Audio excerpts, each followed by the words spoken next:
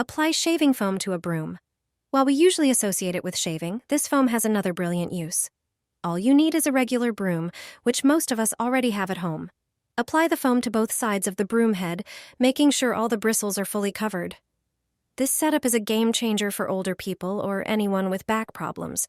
Simply flip the broom and spread the foam over your tiles and shower walls.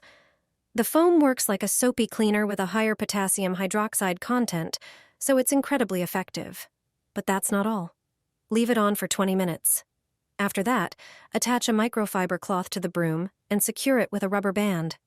You can now dry the surface quickly without streaks or water spots. The result? Sparkling clean tiles and bathroom surfaces with a fresh scent that lingers for days.